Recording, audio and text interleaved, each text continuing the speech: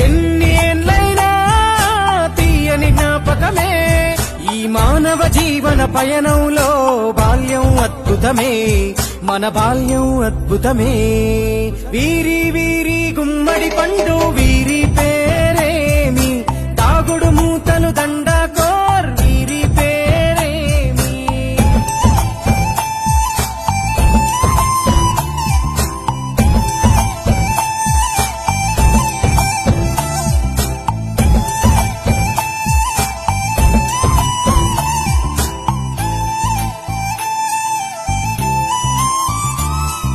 పంటలు పంచి దొంగను ఎంచి రేసాటాడితి మందరమే రేగడి మట్టిని ముద్దగా చేసి బొమ్మరిల్లే కట్టితిమే గద్దే వస్తా